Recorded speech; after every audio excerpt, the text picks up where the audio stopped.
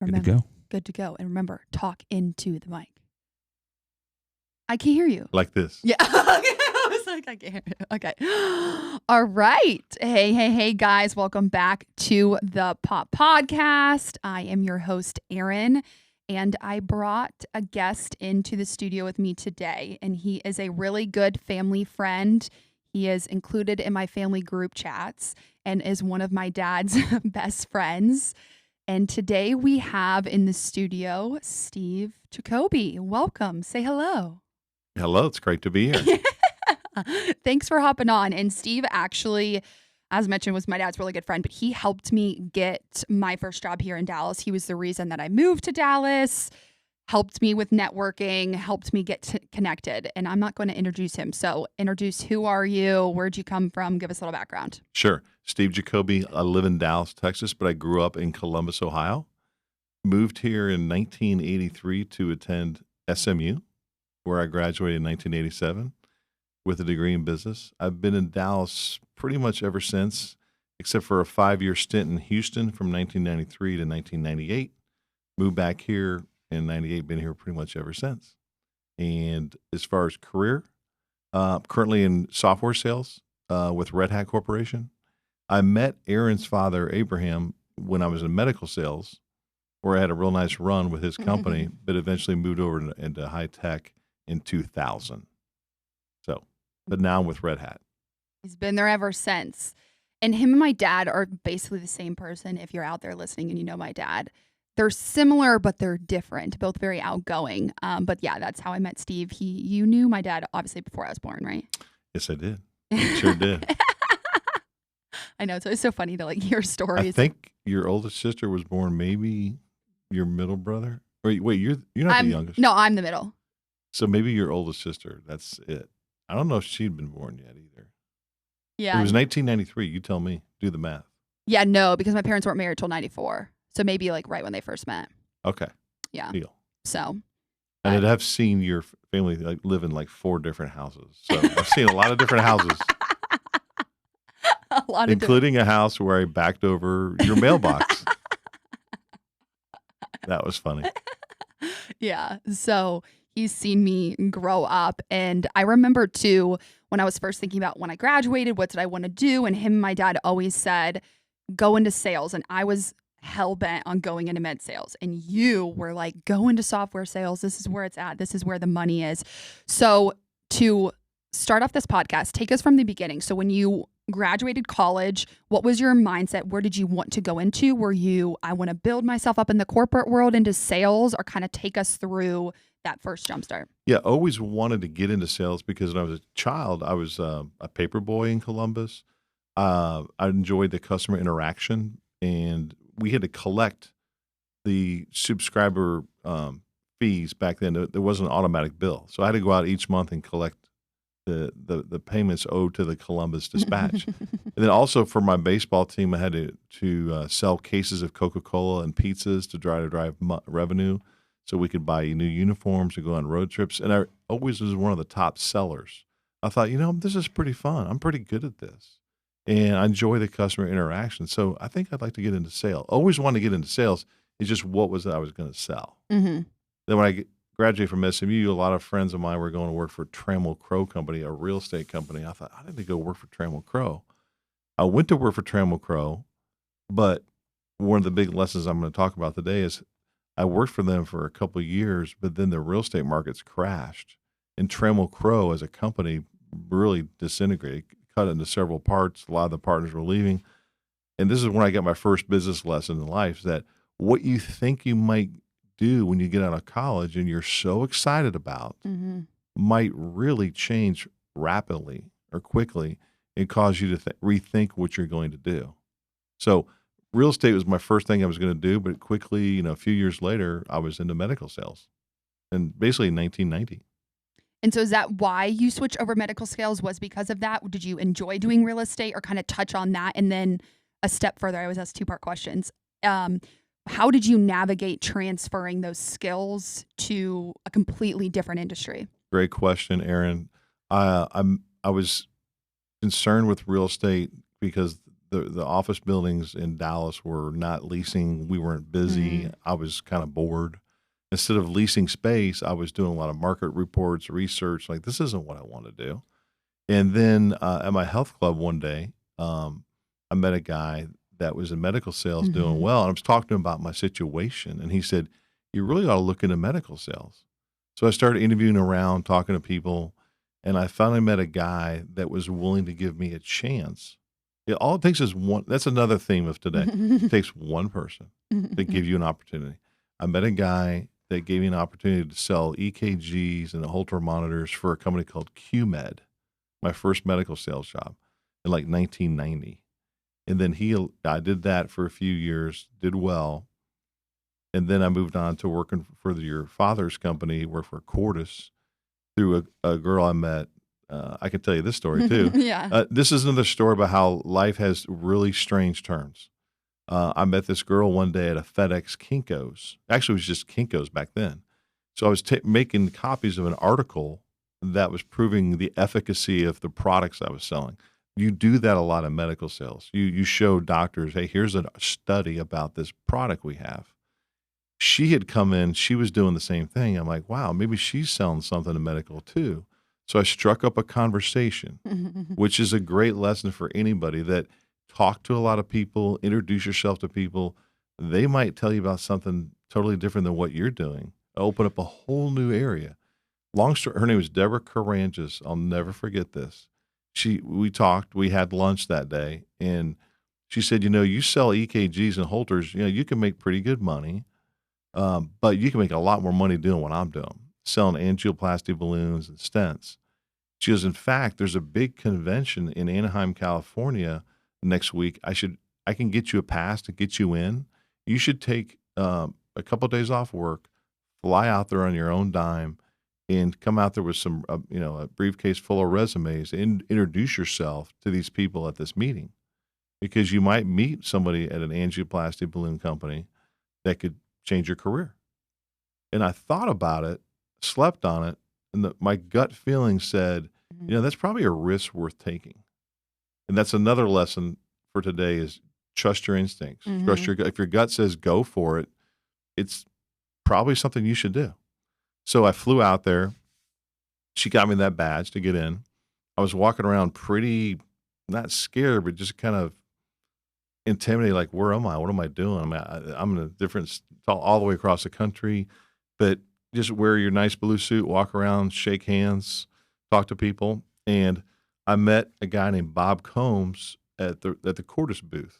Cordis. Cordis is Latin meaning of the heart. It's a major medical company. For Johnson & Johnson. Well, they had not been bought by Johnson & Johnson at that time, but they eventually were. But I told him, hey, look, I'm with QMed. I'm doing well. I'd like to get into the angioplasty balloon space. Do you have any openings? And he was surprised that I actually even got in there. He said, well, how did you even get into the thing? This is for doctors. I said, well, I found a way in through somebody else in the industry. And he said, the fact that you're here and this aggressive tells me something about you. And he kind of bought off on my aggressiveness. And we scheduled an interview back in Dallas a few weeks later after that one. And that one went well. And ultimately, I got the job with Cordis. They said, you can move to New Orleans or Houston. I said, well, I'm not going to New Orleans. Be happy to go to Houston. And my whole life changed just because I met somebody at a Kinko's. And that's a big lesson for anybody on this podcast, is that you might find opportunities in your life in the weirdest places. You might meet somebody on an airplane. You might meet somebody at a health club. You might meet somebody at a restaurant. The theme is to kind of keep your eyes open, look around, keep reading, keep talking to people, because what you think you're going to do might not end up being what you do. And the power of people, and every time you meet a person, that person has hundreds and hundreds of contacts that you don't have.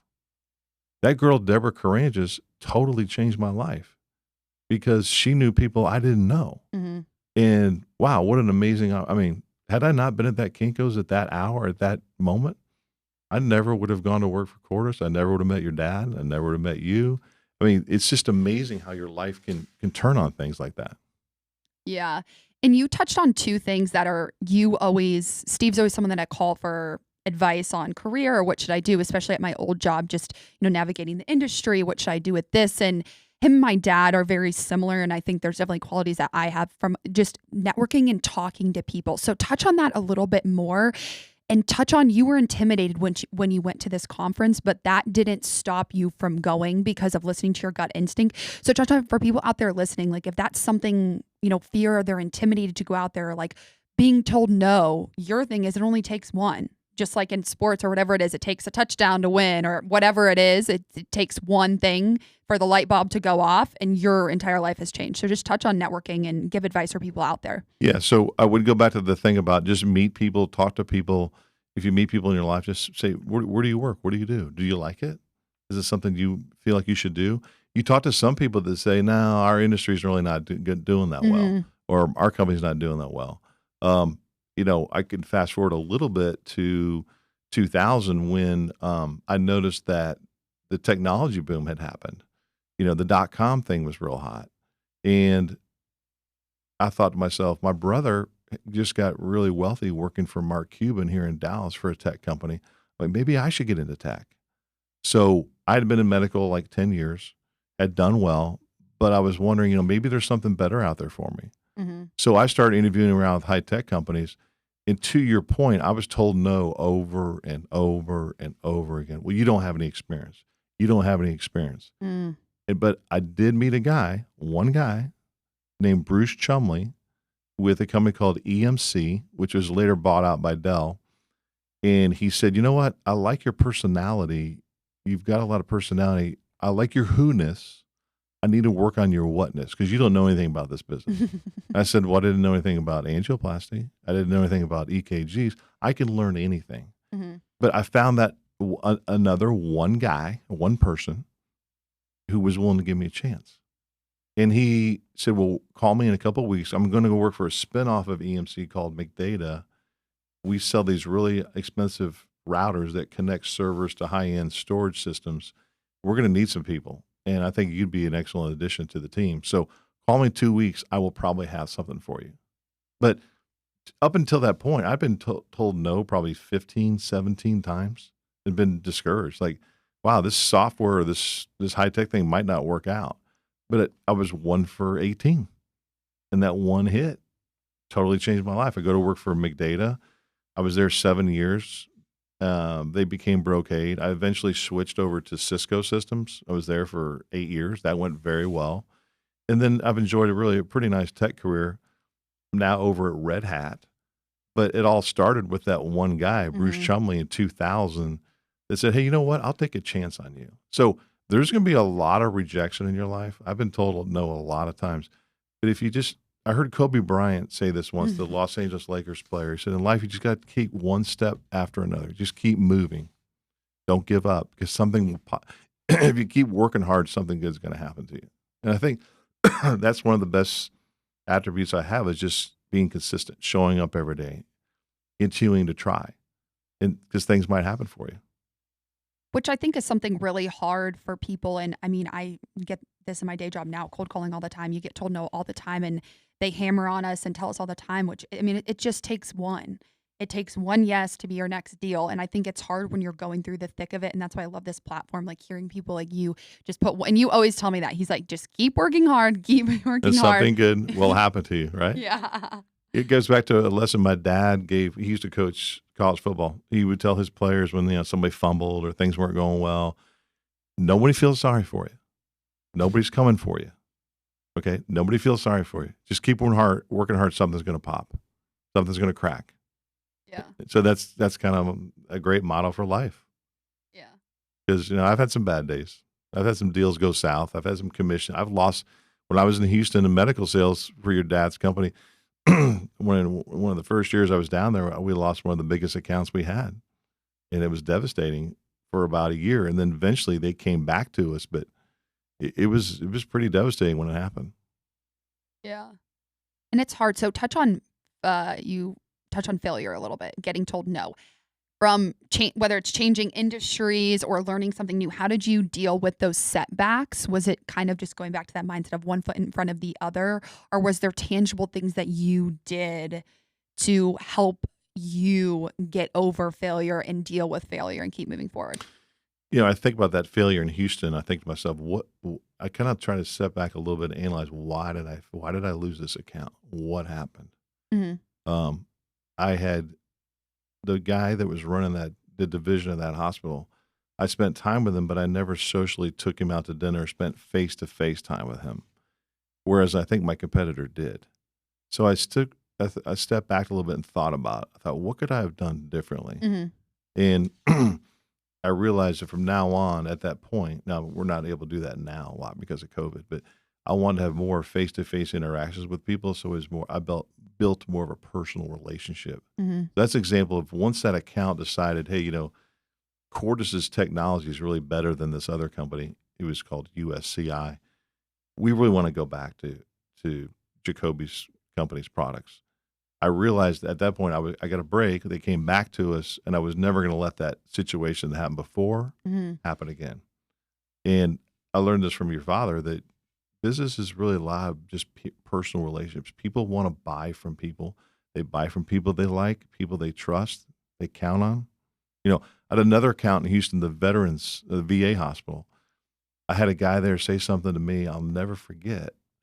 And after about 2 years of calling on them, he said, I like doing business with you. I go, why is that? He goes, because you do what you say you're going to do. I go, other sales reps don't do that? He goes, a lot of them don't. When you make me a promise, you always follow up. When you make us a deal about certain discounts you're going to give us, if we buy certain amounts, you uphold those discounts. You're consistent with us. You show up a lot. A lot of sales reps don't show up. I think that's another thing about just being around, being present, so your customers feel like they can count on you. So I've had some setbacks, but I think if you just keep forward and learn a little bit, like I did in that Mhm. one hospital's case of spending more time personally with the customers, that's probably the best lesson I learned. And whether you're out there and you're listening and you're in sales or not, I think consistency in anything you're doing. We've talked about this on previous episodes. Like if you're trying to lose weight and you're not consistent with working out, it's going to be kind of hard to get to that place. If you're trying to, eat super healthy or whatever it is, if you're not showing up every day and putting in the work, people ask me all the time, how are you so consistent with working out? Or how do you do this? Like, because I just show up every single day. I do it. It's part of my routine. And that's when you get the results. It's the same thing in business. And it's funny that you said that too, because you hear a lot that people buy from people that they like and people that show up. And I actually talked about this on the episode with Jen Hills. I was shocked to hear how many people don't do that in sales. Like it's crazy that doing the little things like showing up, promising, like, hey, if I'm going to be there tomorrow at 6, that means I'm going to be there tomorrow at 6. The number of people that don't do that. Yeah. To me, it's like, what? Or even things like I'll send an article about something that affects a customer's business. Like, hey, John, I thought you might find this of interest. Just showing that you care about them. Mm-hmm. People don't care how much you know until they know how much you care. I mean, just the little things like that. Yeah. Successful people are other people conscious. And that's served me pretty well, I think, in sales.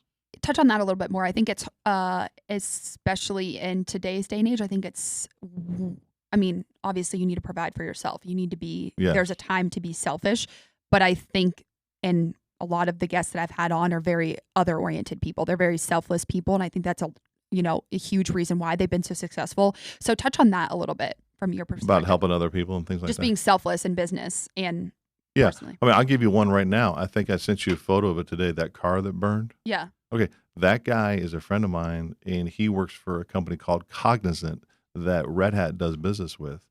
And we become friends, and I've really enjoyed working with him.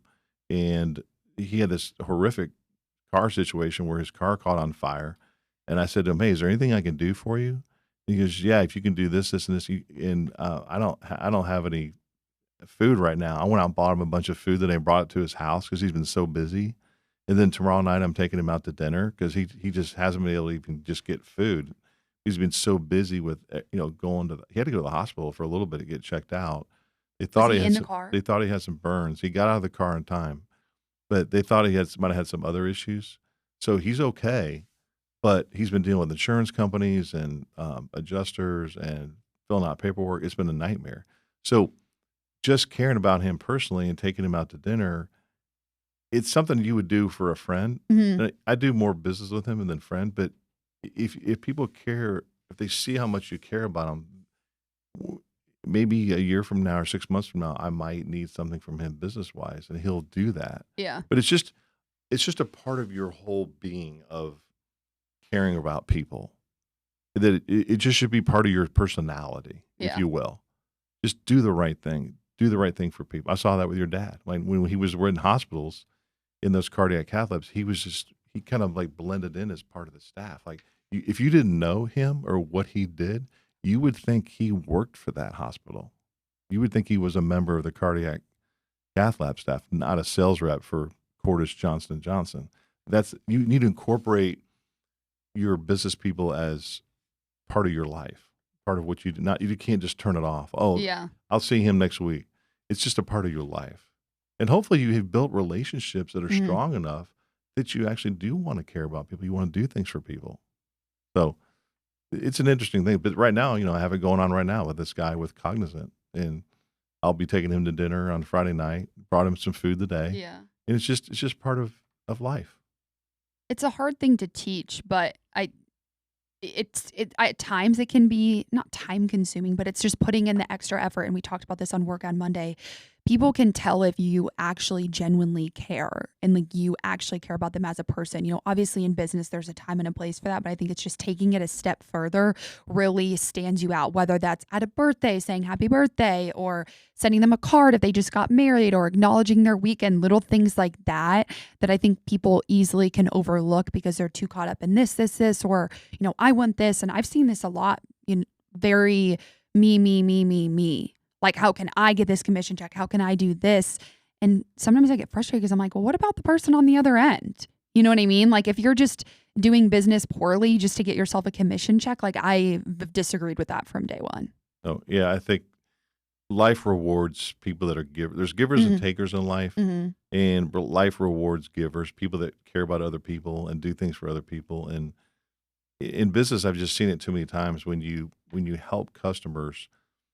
I had one customer in Amarillo. I'll give you an example that they had a crisis. They ran out of products, and they had two patients that were coming in that afternoon, early evening, and they said, "Steve, is there any way you can come out here?" And I live in Dallas, which is an airplane flight, Yeah. and I'm like, "God, this is gonna be a pain." To myself, I'm like, "This is gonna be a pain in the rear end Yeah. to fly out there." But I said, "You know what? Let me look at the Southwest Airlines schedule. I'll see what I can do. I'll call you back." I saw a flight about an hour and a half later. I booked it. I flew out there with the two devices they needed. I said, "I'm on the way. I'm at the airport. I'm coming right now. I'll be there in about an hour and a half." Sure enough, I got there right before the cases started. I handed off the procedure. It was a complete pain in my ass, pain in my rear end to do that. Yeah. Okay. But just showing that did you do the extra effort and care about them because they really needed it for their business. Hmm. The heck with me. It was a total inconvenience for me, but they really needed it. And that's the kind of thing that customers never forget. Yeah.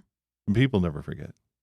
And it builds on the relationships and you never know and you always tell me this too, and like never burn a bridge because you never know when that person's going to come back into your life later or when that person could be your next boss. I feel like my dad gave me that advice. He's like, you never know, Erin, who's going to be your next boss. You never know. I mean, I've had people that I interviewed for a job with that turned me down. And then I wrote them a note saying, "Thanks so much for the opportunity to interview with your company. And I wish you the best of luck. And maybe we'll have a chance to cross paths one day." And those people call you back.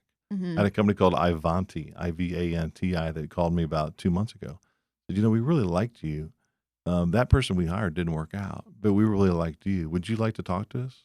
And I said, "No, right now I'm in a good place." But I left that conversation thinking, okay, I made a good impression on them. Hmm. They didn't forget about me. So yeah, you'd never know. You never know where your next opportunity is going to come from. And every day, people are making impressions about you, Yeah. regardless of whether you want them to or not. They judge you on things like that. And so you always want to make a first impression or second impression or third impression because you never know when something's going to change. Yeah. I know that's advice that you hear often and I've heard it before, but it's just that reminder, especially on days that, if someone's made you mad or things aren't going well, I think it's easy to get super frustrated and like, oh, this, or like say things that you don't mean. And that's something that I always like really try to internalize. Like, okay, everyone has bad days, but just keep a positive outlook and keep moving forward. Yeah, keep moving forward because you never know where the next opportunity is. And one thing I did learn about business is if somebody sends you an email that you don't like, it's not a good idea to respond right away. Sleep on it. Sometimes don't even respond because you can't misquote silence. Because usually if you're upset, something that you say, you'll say something, you could say something that you later regret. So it's better just to not say anything. I've learned that lesson, Yeah. both a good way and bad way. Yeah, it's personal things too. It's like responding emotionally when you're mad versus responding logically when you've sat on it and thought about it. Yeah. Which I've never understood. I've had colleagues that have received really mean emails. I've never received something, but I don't really understand what's the point. Like if you're that mad at someone. Well, usually if you write an email that's real emotional, they immediately turn you off and they think of you as not really professional. Yeah. So that's why you can't be doing that kind of stuff. Let the email sit, let it simmer. Yeah. Let your mind simmer. Worry about it the next day. And the next day, you probably don't even want to respond to it. Yeah, exactly. Or respond, thank you for the kind words. Just kidding. Yeah, I mean, maybe you just answer, okay, I understand your point of view. Thank you. Yeah. Just real innocuous like that. Thank you. Yeah, I like that. So moving from medical to technology sales, and you've been in technology sales for how long? 21 years. 21 years. So basically since 2000. Since 2000. So clearly he's only 21 years old. Right? They're listening. Just kidding. But moving from medical sales to technology sales, touch on the transition a little bit. Do you think that there was skills that you learned since this is, you're been in sales your whole life? So for people out there, maybe they're trying to get into sales if they're in college, or maybe they're in sales now thinking about moving. Would you say there's skills that were transferable, or kind of touch on that transition and what you learned going from one industry to another? Yeah, I would say one thing I would just say is you can learn anything. Mm-hmm. That's the number one point I would want to make is I learned how to sell EKGs, Holter devices. I learned how to sell angioplasty balloons. Then I learned how to sell big switches and routers with McData Brocade, and then big switches, routers, and software with Cisco. And then I learned how to sell data storage and software with EMC. And now I'm selling nothing but software with Red Hat. I think the one thing I would impart on the audience is you can learn about anything. If you put your mind to it, you can learn anything. So if you study hard enough and you want something hard enough, you can learn any of these technologies, whether you're selling tabletops, microphones, you can learn anything. As far as the skills that transfer, I think listening to customers. I mean, to me, ultimately, sales is finding out what customers want and giving it to them. Okay.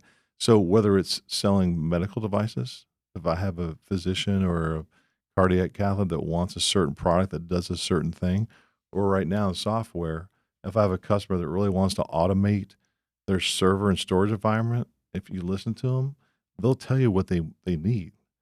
But you have to listen and not do a lot of talking. So that skill of listening and kind of like sifting through, okay, what's their why? Why do they want to talk to us? What is another one is, what is the customer's pain point?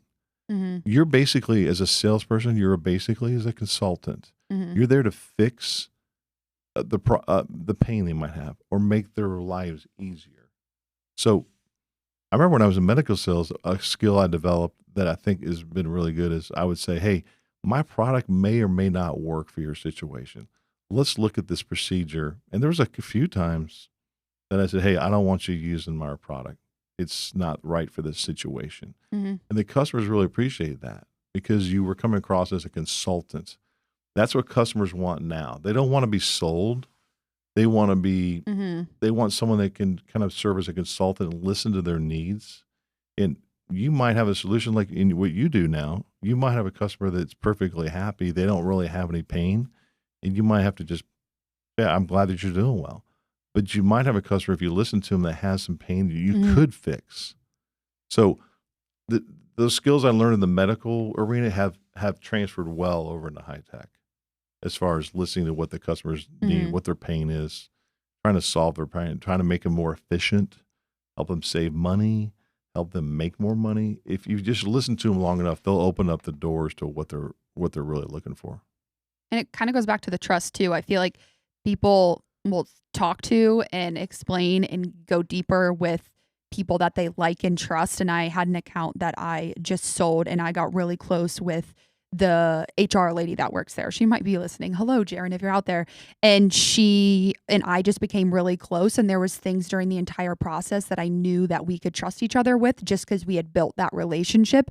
And I think it just goes back to like if you actually care about the person, and her and I had conversations about gluten-free pizza and all different types of stuff. And she would send me stuff on Instagram. So it's like you build that relationship outside of business. And then when it comes to business, there's just more trust, there's more transparency. If there's an issue that maybe you're not hearing directly, they'll tell you and like kind of give you that information that so you can help guide whoever it is in the process to that, which I think is hard to. We're talkers, obviously. I'm a Yeah. talker. Successful people, there's a few people in technology sales I've run across.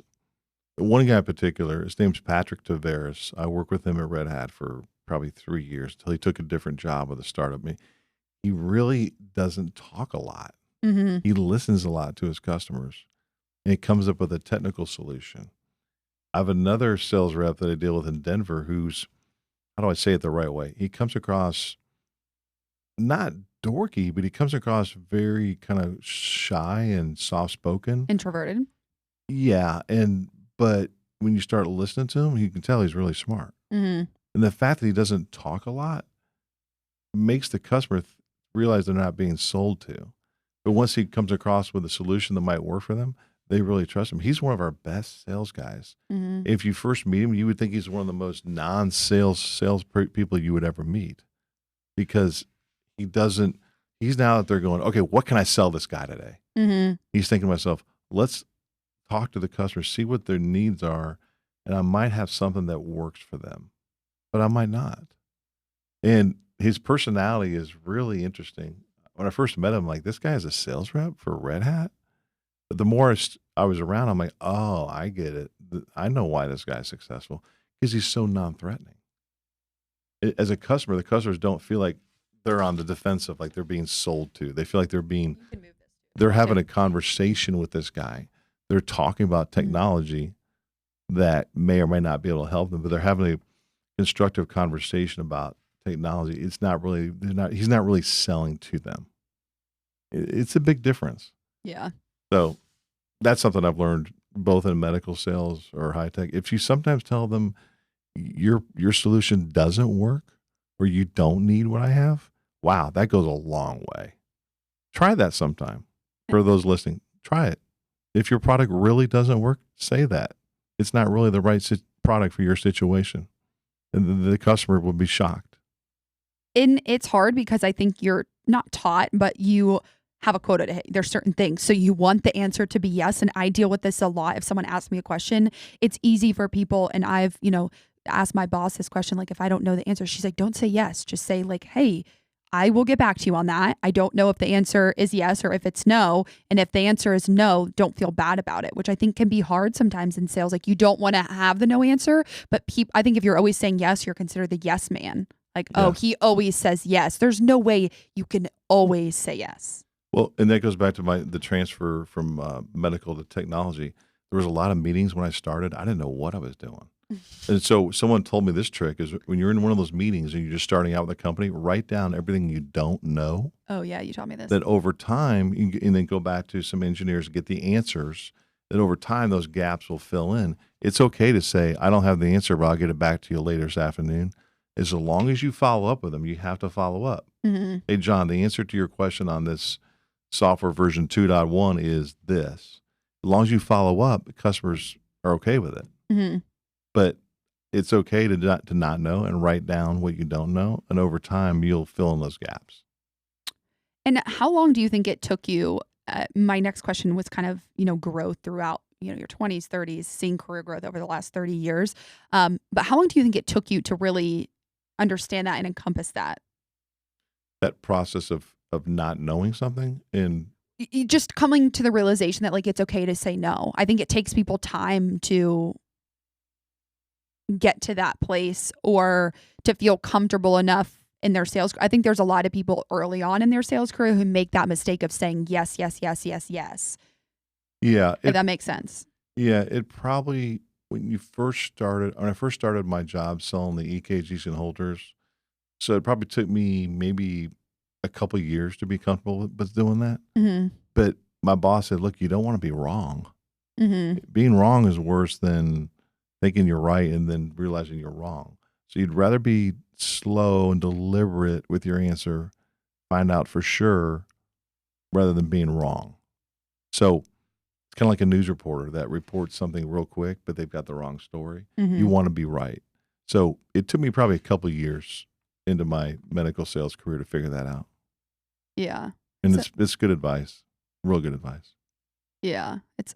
And I also think, and you can speak on this, is I think whether you're in sales or you're not in sales, I think there are attributes and things that you can apply to anything that you're doing. You always hear that sales is like the one occupation that you can take anywhere.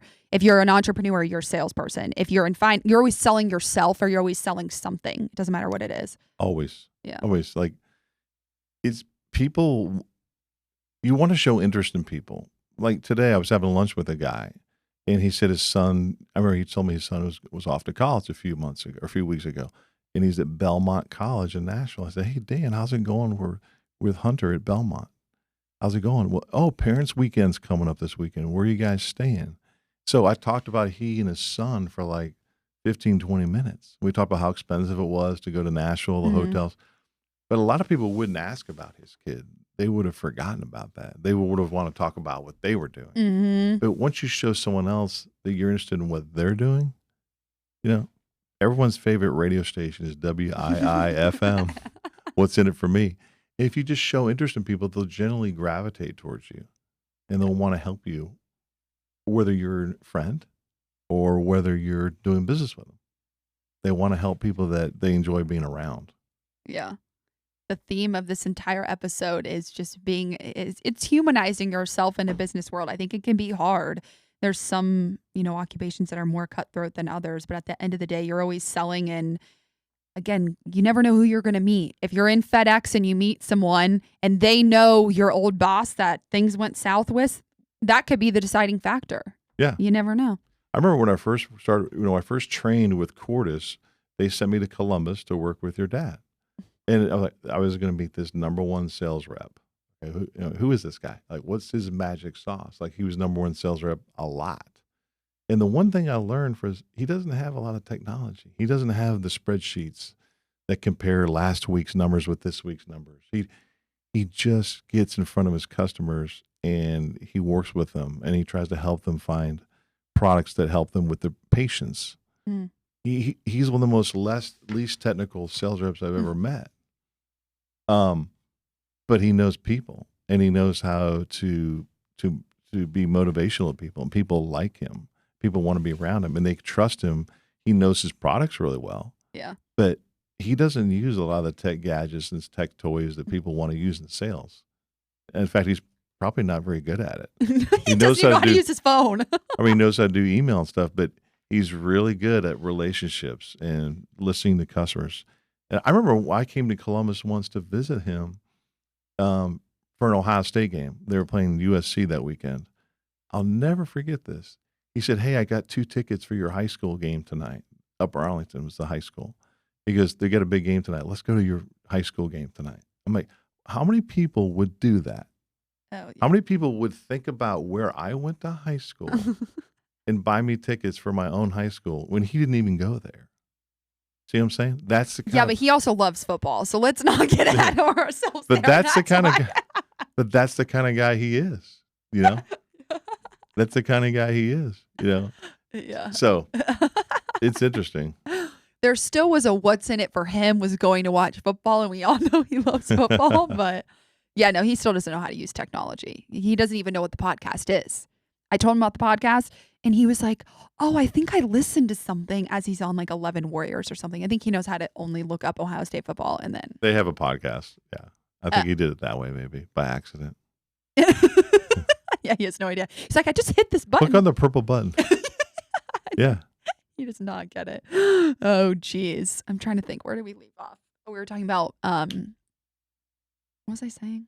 We were talking about transitions, how you learn to go from one industry to another, what you learned in sales, when one industry that led you to another one. We talked about that a little bit. Talked about relationships. I was going to say,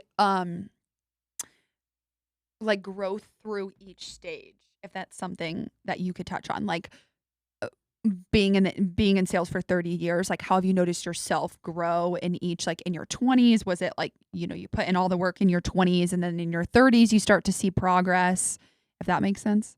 I think as I get old, in my 30 years or in my age, 30s. Okay, so we'll take this part out. So the question is, over the last 30 years that you've been in sales, you always hear the phrase, if you put in the work early, you're going to see the results later. From your perspective, I'm assuming that I know that you were a hard worker in your 20s. You still are, but how did you notice your career growth over time? If that question makes sense. Like, was it that you planted the seeds earlier and then you saw it come to fruition later? Or was it instantaneous overnight you saw success, or like touch on that? Well, especially when I got into technology in 2000, I can tell that in 2000, I started building a lot of relationships I deal with a lot of business partners for my company. So right now I manage our partners for Red Hat. A lot of the relationships I have now, I had back in the early 2000s. So if you stay in an industry for a certain amount of time, a lot of the relationships you deal with early on can really help you out down the road. So that's where I matured that, hey, if you stay in a certain space, if you might sell something different, a little different, you can still use those relationships.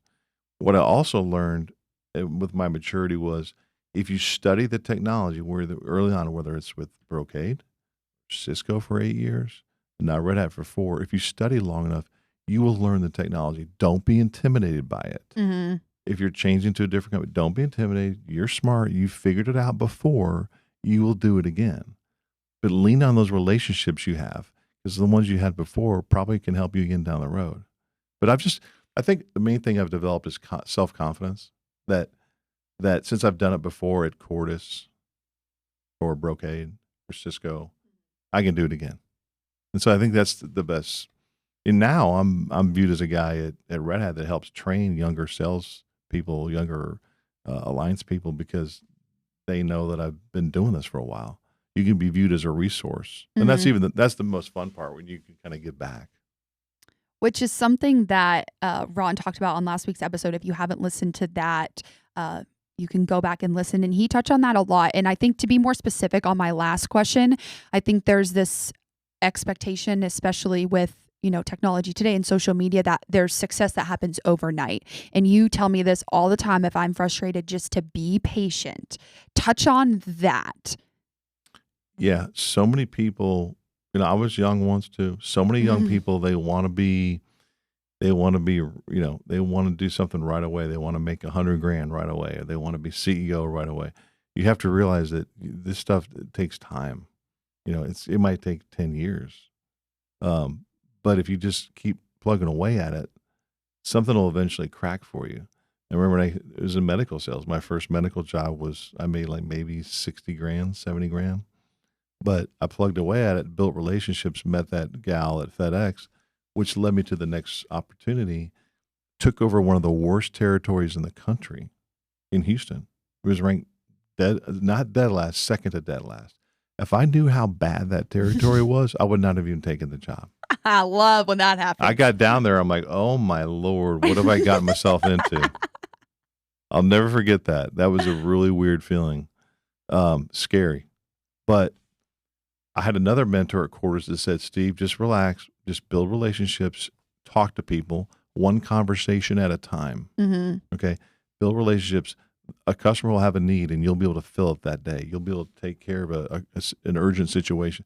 Over time, things will fill in for you, or the customer will start trusting you, and then they'll give you an opportunity to sell them some other stuff.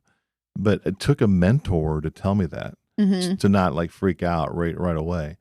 But you have to tell yourself to be mentally strong and realize that It might take you, if you take over a sales territory, it might take you a couple years, 2.5 years to really get it cranking, because you were probably hired because somebody didn't do a good job. Mm-hmm. Or if somebody got promoted, maybe they sold so much they drained the lake.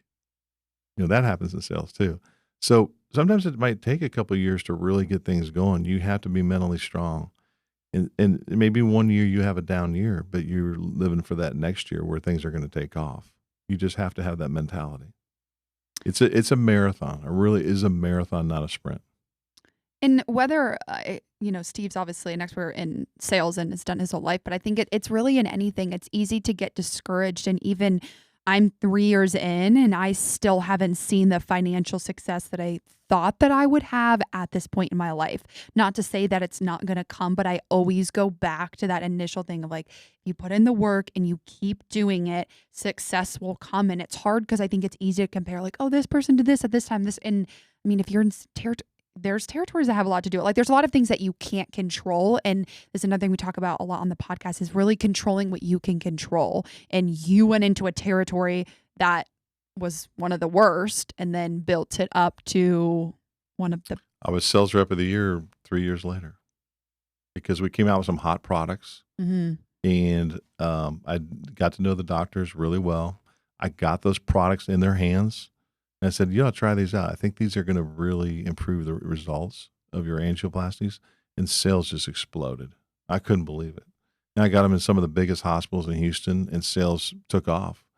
And then, a year later, I was on top of this. I was in Florida at the national sales meeting on the stage getting the award for Sales Rep of the Year.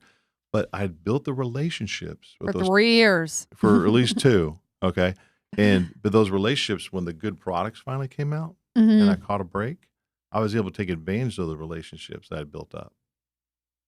And a lot of times the break is external. Like I've noticed, I mean, even when I took this new job, I wasn't looking. It just was one of those things that's like one of my good friends that I see her. I mean, I don't see her as much, but she just randomly reached out to me. I was like, hey, this person reached out. If I had never, been friends with her or built that relationship with her, she probably never would have reached out to me. So I feel like it's always those things that just come out of nowhere. And it's not a direct correlation. I think that's one thing that I've really learned in my career is that you might be calling or building these relationships, but it took a product to come out for you to skyrocket. But I think it's just understanding that maybe what you're doing day in and day out is not I don't know how to explain this. Do you see what I'm trying to say? Yeah. Like whether you're calling or sending emails, like if you're in sales, it might not be one of those emails that might pops up, but you might get a lead from something or someone might call you. You know what I mean? I think it's when you're putting out that energy and you're putting in the work, things will come back. It's just a matter of time. You might have a sales manager where you are now. What I envision for you is you'll have a sales manager one day say, you know what? Cindy just left the company and we want you to take on 3 of her top accounts. Because we've seen how hard you work, we're going to give you her three of her top accounts. Yeah. Or, you know what I'm saying? Or a company might move to Dallas. There's a lot of corporate relocations going on. Someone might move to Dallas. They might want your company's products.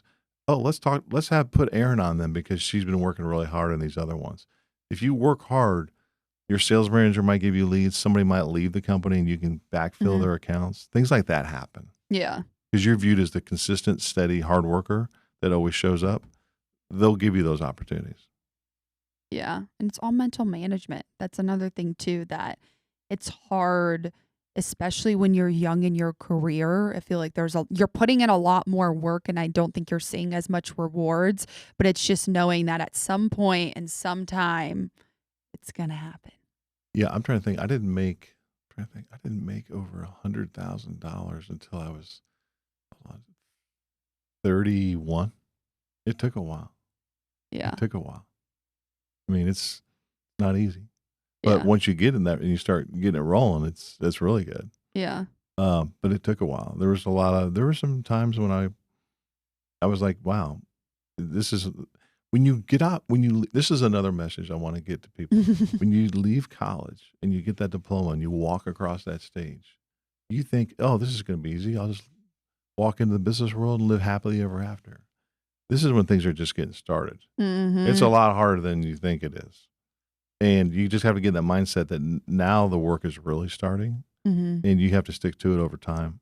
And just because you have that education, which is great, but there's a whole new education ahead of you and a whole different world out there ahead of you. And you have to, I just don't want people to be entitled. Think, well, I'm owed this. Well, I'm been out of college for 3 years. I should be making 100,000. You have Hi, it's me. I'm just to, kidding. you have to realize that there's a lot more to it, and it's going to take a little time. Sometimes it'll take longer than you think, but eventually things will crack for you. And it's all about timing, I think, in your life. And for me personally, it's like you want to do this or you want to be at this place, and this is something that you can agree with. There's a lot of learning that has to happen, I think, before you hit certain milestones. Like there's a lot of grit and stuff that you have to go through. And I think a lot of it, I mean, for me, a lot of it is like a faith thing, like a God thing, but you have to get to a place where I think you can appreciate it. I think if you're given things overnight, and someone said this, I was talking with someone about social media for the podcast, and she was like, honestly, I think you really just need to do it. You just need to be in the grind of it. Because when you go to hire someone out, you're going to appreciate that person so much more because you know how much work it takes. And now I'm like, that was one of the best pieces of advice that I've gotten. Is just to go do it. Yeah, like with the podcast, we'll just do it because I think it's easy to be like, oh, well, I just want to have someone else do it because I'm not good at it. And she's like, you're going to appreciate the journey a lot more when you start from the beginning and go out. And it's something that I knew, but I just didn't realize, how much work social media was or all this stuff with the podcast. I'm like, oh, if I could pay someone, X amount of money to do it, it would take time off of my hands just so I could focus elsewhere and like really focus on the vision. And she said that. And I was like, wow. Yeah. I've heard this a lot about successful entrepreneurs. They have an idea of what they want to do, but they know about 30% of it, and they just kind of iterate and make changes along the way. They don't day one go, okay, I'm going to build this company, we're going to do this and this, and they just make changes along the way, and they grow along the way. Sometimes things happen that they don't expect to take their business in a different direction, but they just kind of iterate and make those changes along the way. And that's what you're doing right now. Which is another thing to touch on too. You graduated and thought you were going to do one thing, and 30 years later, you're probably doing something completely different because software was not booming when you graduated college. Correct. Dealing with change is inevitable. Touch on that and give piece of advice for people out there that are going through change personally or professionally. I think I heard this from Pat Riley, the old basketball coach for the Los Angeles Lakers. He ended up going to the New York Knicks for like 7 years. Took them to the NBA Finals. Then he ended up going to the Miami Heat, and he won 2 world championships there. And people asked him about, why would you go from the Lakers to the Knicks? Why would you go from the Knicks to the Heat? And he said, the only constant in life is change. Every day things are changing. You have to embrace change. Okay? We had a saying when I was at EMC, if you don't like change, if you don't accept change, if you don't embrace change, you're going to like irrelevance a whole lot worse. You have to realize that whether it's business or personal, things are going to change, and you have to be willing to adjust. And companies look at people that are resistant to change as someone they don't want in their company. They want people that are like, okay, well, I'll give it a shot. You don't want people that are fighting all that. And, like when I left college, I thought real estate was going to be really hot, and real estate really slowed down at that time. The timing was off. But at that time, medical sales was really hot. So I kind of made a shift over into medical sales. That was a great move. And in 2000, the .com thing went crazy. My brother did really well with Mark Cuban. I'm like, wow, this technology thing is real. And I was nervous about making the change, but my gut, going back to the instinct, my gut says, you need to get in technology. Okay. And interviewed around, but someone finally gave me a chance. But so those are basically 3 different career tracks I've been on: real estate, medical sales, and now high-tech sales, all because of inflections in the economy, inflections in business that I identified.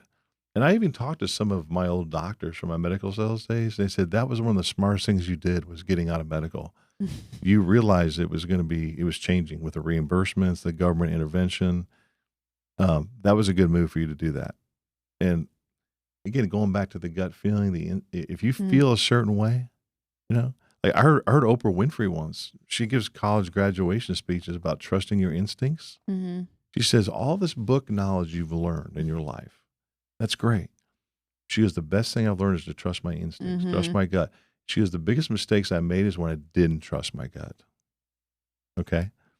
And I can tell you that's happened a few times with me when I decided to invest in rental homes. I realized it was really a pain in the rear end. I ended up selling them, but my gut told me not to do it, but I did it anyway. So your gut is usually right. If you think the economy is changing a certain way or another part of business is going to take off, you're probably right because it's based on your years of experience. That's what your gut, your intuition is. And I think sometimes people are chasing money. They're chasing, Yes. I'm changing industries because it has this, or I'm chasing this. From your perspective, is that something, if you made that move, like maybe it was the rentals home, you went into it because you thought you were going to make a profit and it didn't end up, was there a time in your life where you made a decision based off of something that maybe wasn't as genuine or was off of your gut instinct that ended poorly? Because I think it's another thing too that I've seen is when people reflect back on failures that they had, a lot of times the step they took wasn't aligned with either their values or really where they wanted to go, but it was more of a financial decision, if that makes sense. Yeah, like the first move I went into real estate, I thought I'd heard all these people at Trammell Crow had made millions. They got equity in the buildings, but I didn't really know how it worked. And I didn't really do enough research on how the real estate markets were at that time. Had I done that, I probably wouldn't have gone to work for them. Actually, I turned down a really good medical sales job right out of college. I was going to work for Marion Labs out of Kansas City. And my dad was not happy with me because I turned it down. It was a great job because I really wanted to get in that real estate. I wanted to make $1 million owning buildings. Whereas that was if I'd done my research, it really wasn't the right path. I got I got stars in my eyes about owning buildings versus is this really where the economy is going? Is this really right for me? So yeah, that was an example. The reason I got into technology was that I had realized that whether you sell cars or lettuce or desks or if you're a painting company, every company needs technology to become better and more efficient. So I realized technology is really going to be the engine driver to this economy's future. And it's a really exciting place to be where a lot of the action is. That's why I decided to get into technology. I think that was a better reason for me to change into technology because I thought I could really help companies become more efficient by outlining, explaining, consulting on my technology, whatever that technology was going to be. Yeah. And change, instinct, there's a lot of common things that for people out there listening, you can use in any industry, any job, anything that you're doing. It's, consistency, showing up. And change is hard. It's something that I switched industries and it's hard to learn everything. I mean, it's overwhelming at first, but I think if you just put in the work and slow and steady and not like you always remind me, Erin, just be patient. It takes time and it's hard for someone that's not patient to really learn that. Where are we at? Oh, really at 6:14. I want you to touch on your, I interview a lot of entrepreneurs and you went off on your own and did the rental business and he has some of the funniest stories that he can share, but touch on that a little bit. So sales was your main, and then why did you get into the rental home business? Was that a passion? Kind of elaborate on that a little bit more. It's something interesting about you. Well, I had some extra money laying around and I was in a lot of stocks. I still am. But someone said, you can make a lot of money in doing the rental homes and you get a lot of tax write-offs. And it's just another diversification strategy of your incomes. And so I met a guy that said, "Hey," actually, he was my dentist's husband, and he said, "Hey, I can tell you right now, I can find a house for you to buy in Plano. That's just to build a brand new house in the development.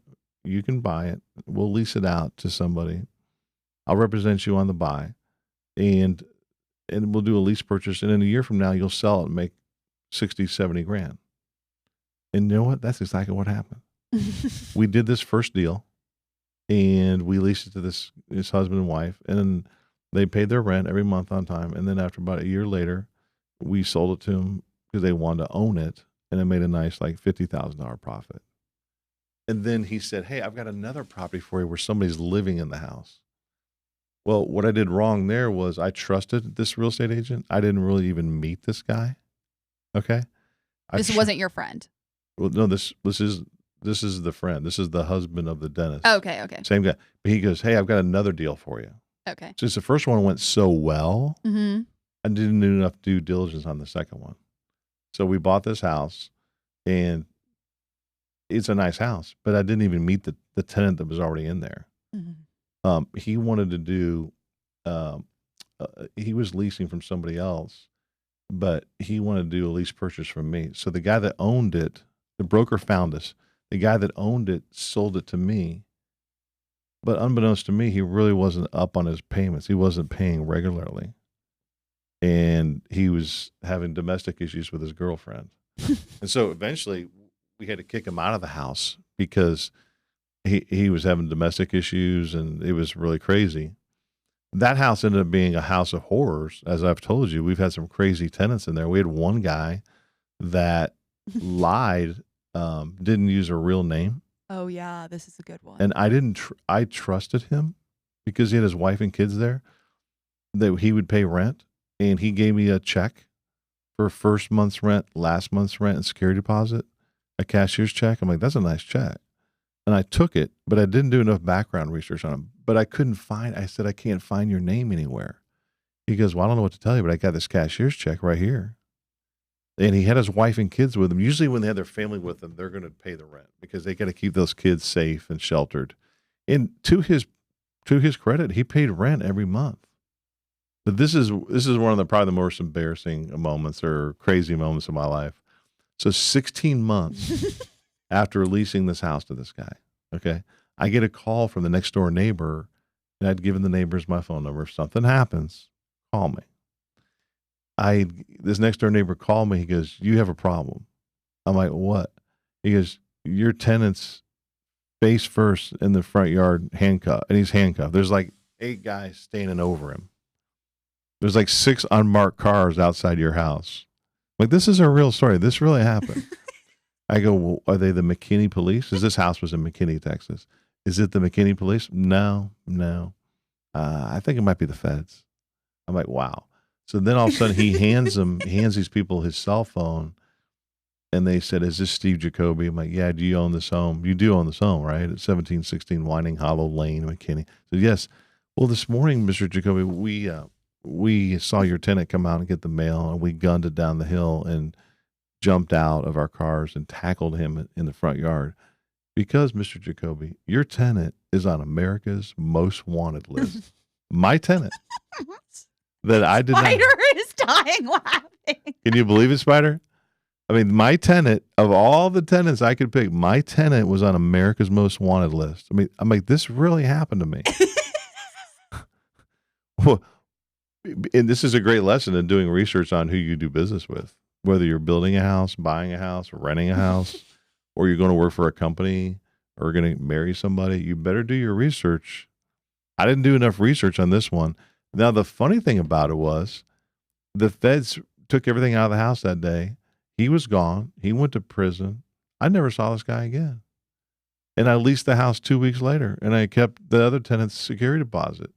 So it ended up being okay. Nobody got hurt. And you didn't get in trouble? I didn't get in trouble. I didn't know this guy was a felon.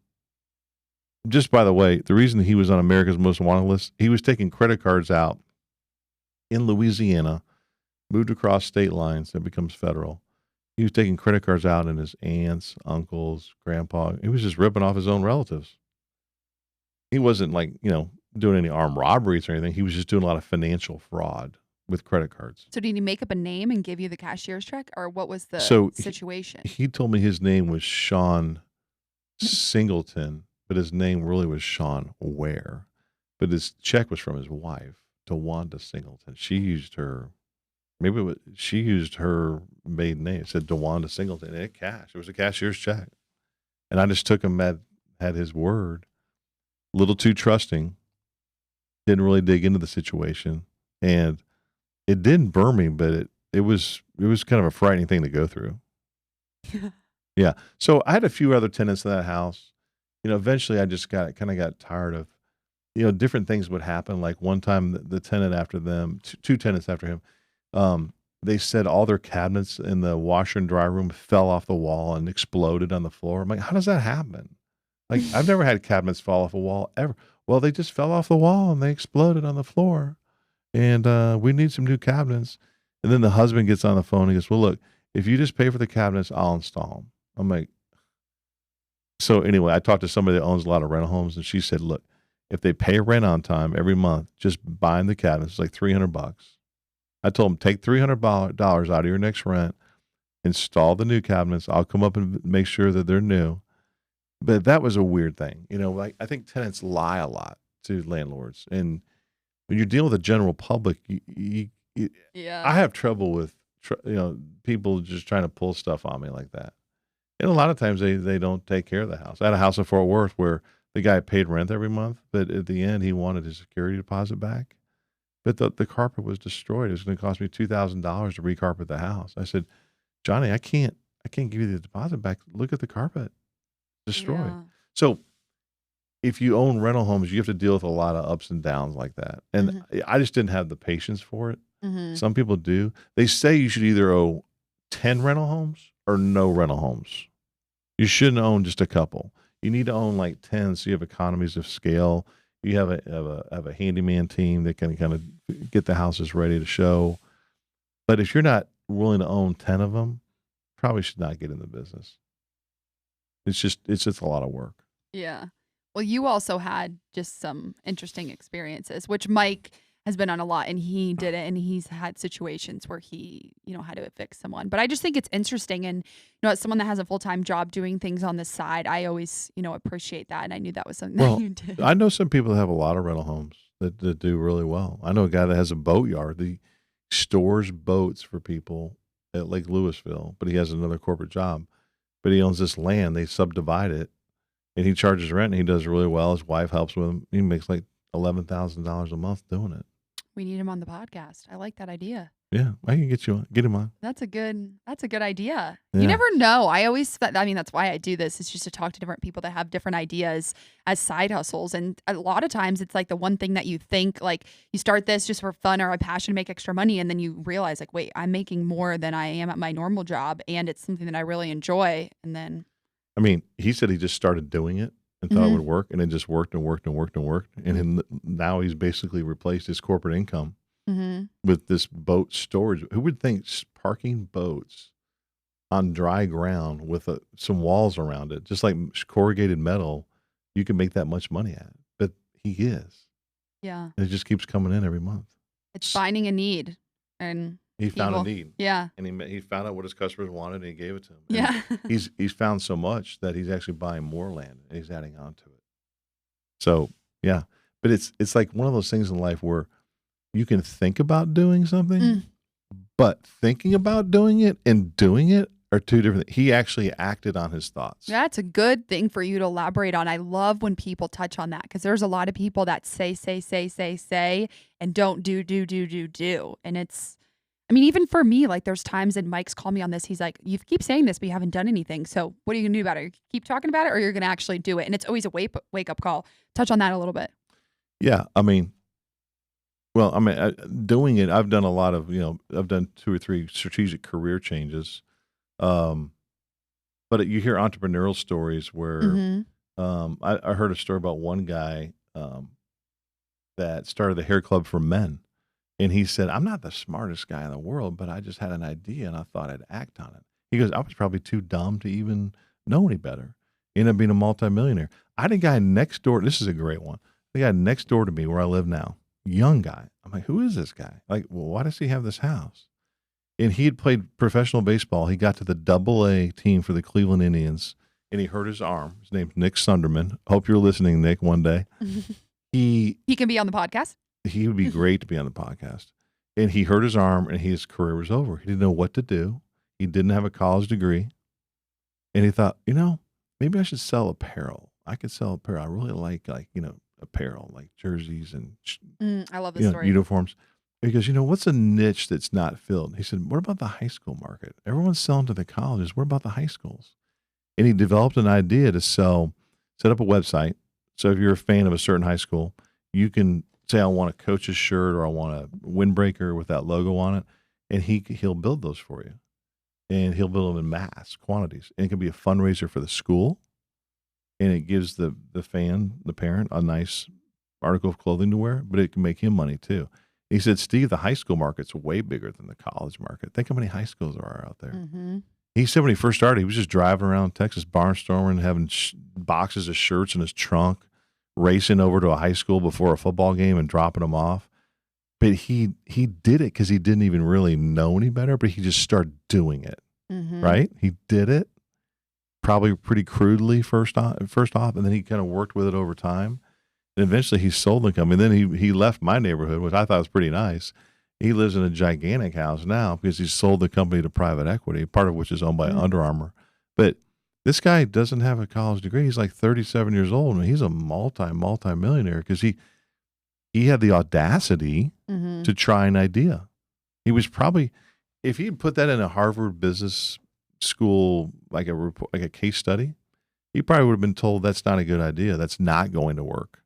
But he was too quote unquote naive to even think it might not work. He had the audacity to try it.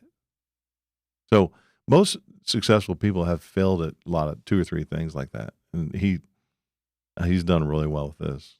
Adaptability and dealing with change. I also think too, there's a lot of times that people, and I have had moments where I've gotten stopped up, or I think, if I have to do this, or it has to look like this, or you have to do it this way. And I think if it just because it's not by the textbook doesn't mean it's not going to be successful. You always hear these ideas all the time of people that just woke up one morning, but they're like, I have this idea and I'm just going to go there. I'm going to start doing it. If it picks up, picks up. If it doesn't, it doesn't. It's kind of not that I don't care mindset, but like you just touched on, like, I'm just going to do it. I'm going to drive my car. I'm going to do all the dirty work. I mean, Ron touched on the last episode of like dipping strawberries. I mean, he franchised edible arrangements. And he literally was like, when I first started doing this, I was the one dipping the strawberries in the chocolate. I was the one doing all the stuff with pineapple. Like I was the one putting it into the baskets and taking it to people. And he's like, once you put in that work and you do it, good things will come. I mean, it's a theme that we've talked about this entire episode. So it's just really intriguing to hear those different stories. Yeah. You have a lot of failures. I mean, I've had failures in my life. Yeah. I mean, I was told no so many times. You just keep going. I mean, I've talked to Mark Cuban. He's been fired from a lot of jobs in his life.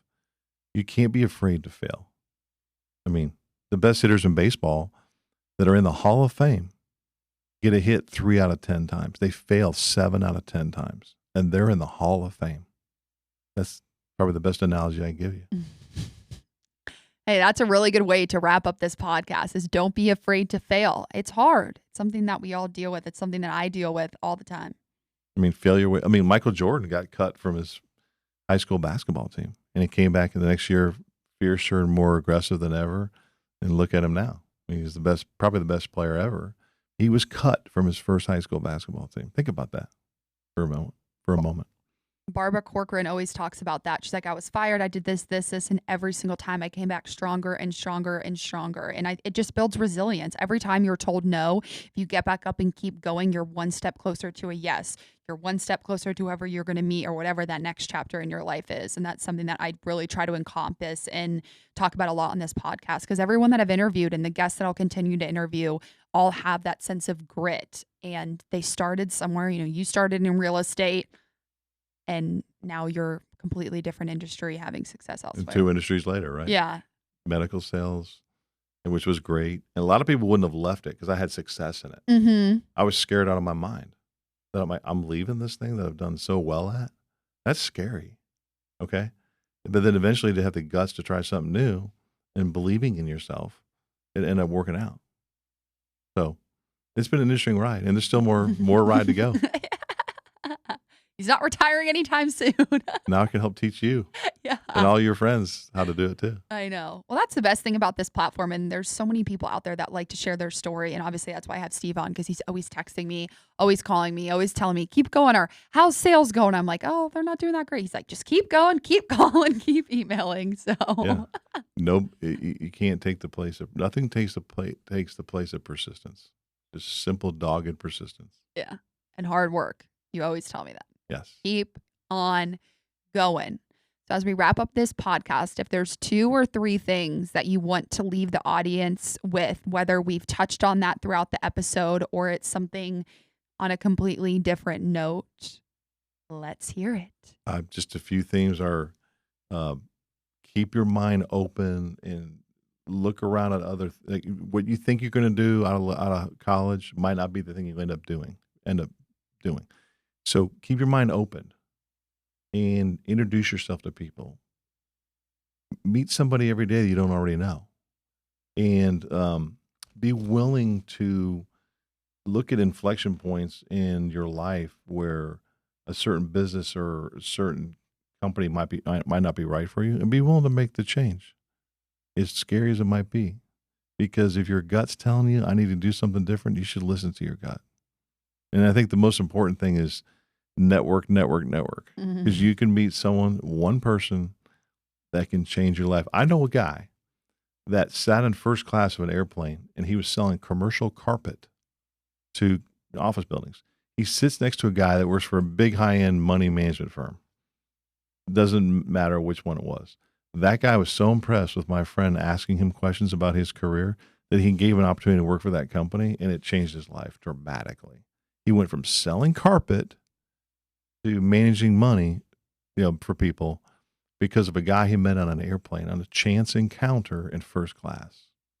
So that's kind of the best advice I can give you is introduce yourself to people, meet people, network, because you never know where your next opportunity is going to come. It's hard to take out the AirPods and put the phone down, but I think I've met people all the time. I remember, last little tangent here, but I remember I was on an airplane and I met this guy whose son-in-law played professional baseball and had a facility that one of my brother's friends trained at. And I don't know if I told my dad about it. And then his daughter was on The Bachelor. And we knew mutual friends. So it's like, you just never know who you're going to meet. Like, you meet people that you're like, wait, you work here? Or when I was at my old company, I met a girl that was selling for Presidio, who was one of our competitors. It was just crazy that like the people you meet, you're like, wait, are you working and you're selling whatever it is? You just never know. 6 degrees of separation. It's really not even 6 degrees. It can be 2 or 3 degrees. I know. And with COVID, it might be frowned upon. But if you have that mask on, open up the dialogue. You always tell me network. And the last question is, what are you grateful for? I'm grateful for 2 great parents that are no longer here that gave me a lot of life lessons like this. Yeah. That really have helped me out. I'm really grateful that I grew up with the parents that I had. Yeah. That's a good one. Aw. Yeah, I guess maybe I should say I'm just kidding. I'm very grateful for this podcast. I'll say for my parents, who I'm always grateful for, and for everyone out there listening. So thank you all for tuning in and have a great rest of your week. Thanks for being on the show.